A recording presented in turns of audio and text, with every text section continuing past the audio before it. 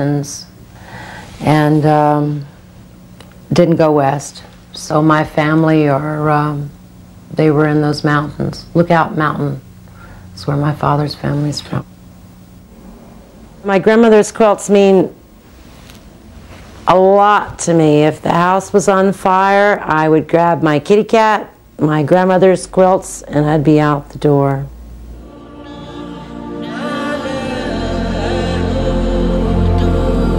If I could talk to my great-grandfathers, I would say the old times are gone. So much has changed.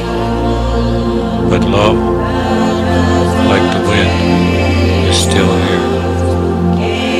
When all else fades away, faith, hope, and love will remain.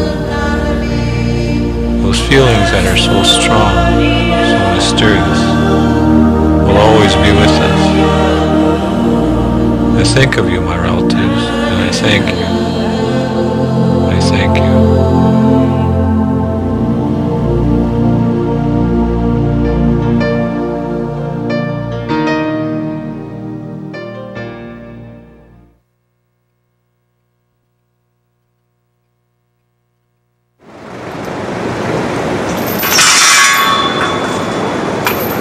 A few years ago, at the time, if you were living in a black neighborhood, out of that same neighborhood, whether it be black or white or anything, all of a sudden a bunch of Native Americans would sprout out of nowhere, and it would be like either Hispanic people or black people, I guess, wanting to identify with their past or or something, or wanting to tie themselves to Native culture because at the time it was supposed to be very cool or something.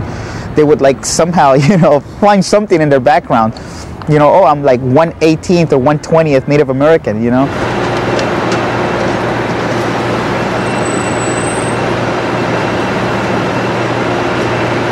When it comes to urban natives, I mean, a lot of them try to identify with their culture and everything, and they become so proud of it and everything. And I'm not saying there's anything wrong with it. I don't know, maybe my values are just, have just degraded over the years, or maybe I just don't understand, or I just don't, I don't know, maybe I'm ignorant myself. I'm pretty sure I am. I don't know if it's a lack of interest or, once again, ignorance. They say ignorance is bliss. Because I feel that if I really wanted to really delve into my culture, I would do it with a lot more conviction. And I don't want to force myself, because there's people out there who force themselves to identify with their culture and everything when they don't really want to, and that makes them miserable, and they start hating their own culture for it. I mean, don't get me wrong, it's not that I hate being Native American or anything like that. It's just, it doesn't really faze me in a way that it's not life-changing. It's not, groundbreaking. There's no lightning in the skies or anything like that. I don't go out of my way to wear Native jewelry or anything like that. I just know who I am, and I don't feel that I need anything else to prove it.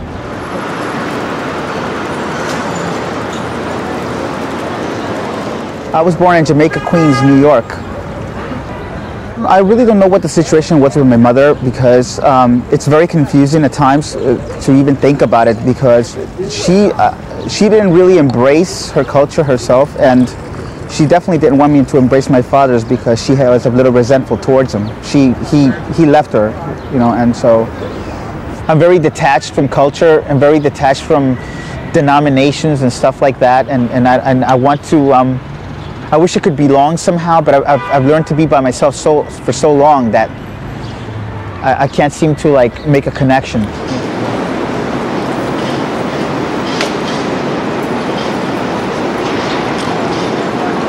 It offends me very much when somebody walks up to me and they automatically starts talking to me in Spanish, and they don't even ask me whether I speak Spanish or not. I know this is probably a real asshole thing to do, but if they speak to me in Spanish, automatically I tell them I don't understand, even though I do. But if they ask me if I speak Spanish first, then I, concur in the same manner. People will look at me, they will look at my appearance, and for a couple of years, people would look at me and they would say, "Oh, are you Indian?" Simply because of the long hair, and I'd be either forced to say yes or no. After a while, I started saying no. for the reasons that I thought it was kind of annoying that automatically if I said yes, they'd be like, oh, well, I'm Native American too. And I go, oh, really? So what nation? And they'd be like, Cherokee, or one of those very common ones, you know. And then they would turn around, and if I said no, they'd be like, oh, so you must be Hispanic. Okay. You know, if you really want to talk about modern Native Americans, you know, you have to talk about the gay community, because I personally have seen, you know, natives treating other natives, you know, in derogatory manner because of their sexual preference. You know, I myself am bisexual, and I have not, you know, actually, like, you know, at the time that I was still going to the community house, I did not tell anyone that, because I was afraid that I would get tagged somehow, or some kind of, you know, discriminatory remark against me for saying what I am. You know, the common word was winkte, which means basically faggot. I consider myself an individual. I don't put an emphasis on the fact that I'm Native American, okay? I could be a white, and it wouldn't matter to me, because to me it boils down to the individual and to respect. These are the two things that I really care about the most. You know, you're free to do really what you want. I mean, and maybe I am slightly spiritual in a way, but that's only through self-analysis, not anything else. I have no outside doctrines, you know, embedded in my mind or anything like that. I mean, I tried the whole religion thing, you know, evangelist, Jehovah's Witness, Mormon, Catholic, God knows what other religious honchos are out there. I personally am totally against organized religion. I don't believe in it. You know, pass around the money plate, gather around to defecate, just jazz. And I don't let it play a part in my life, really. Some, you know, big white guy with a beard holds a flamethrower to your head and says, worship me or burn. You know, it's not exactly my idea of, you know, a loving God. If you really care about yourself, then you should be able to, like, you know, coexist with other people. You know, isn't that like in a Native American traditional kind of thing, you know, to coexist with others, you know? And I mean, if it's all these stereotypes are based somehow on truth, then I mean, how am I different than anybody else? You know? So I don't know my history. So I don't know, you know, I don't go to powwows every other week, or every time they have one at 23rd Street Y, or, you know, or I don't, you know, wear Native jewelry. You know, I mean, what defines a Native American? What really defines one? Because if I don't fit into the stereotype, then, you know, I'm sorry.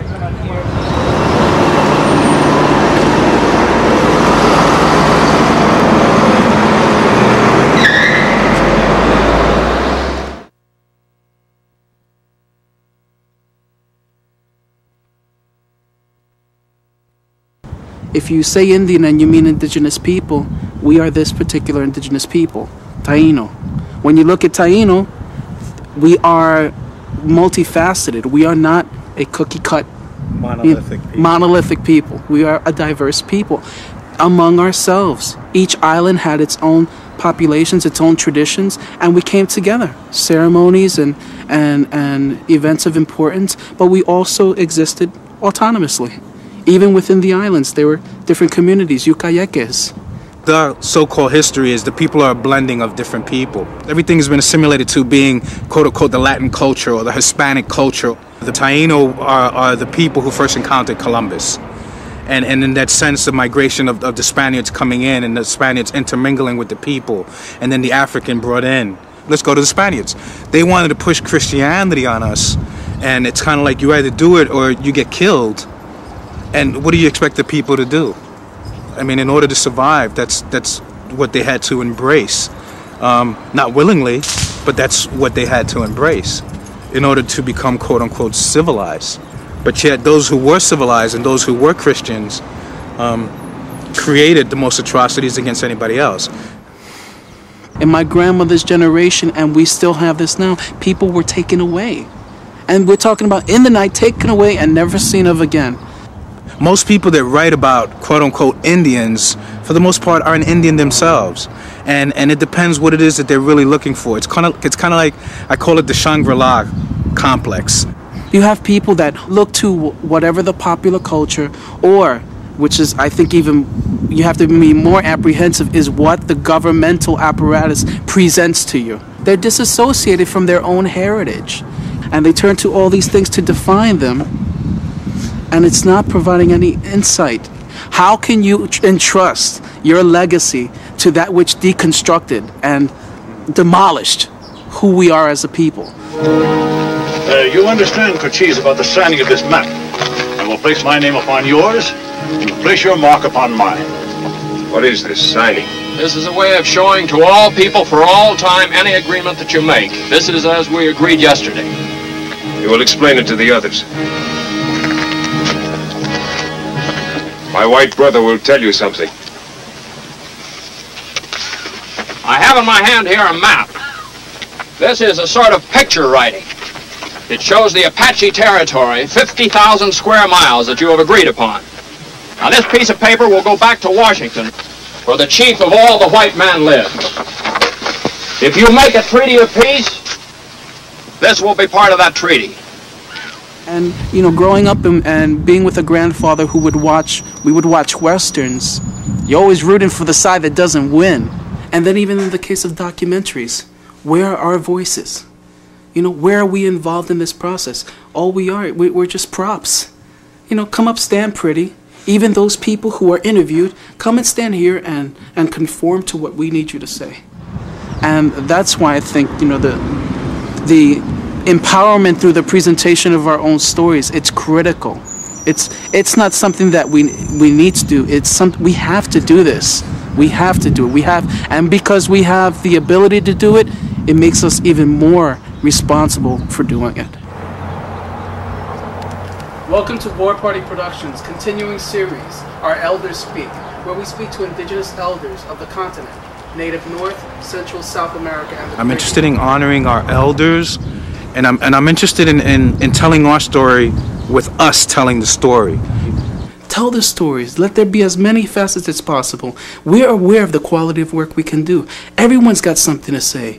Even if it's someone at home with a little video camera, it's the content of that material that's more important than the technique behind it. And what the society likes to create is a bunch of droids and robots.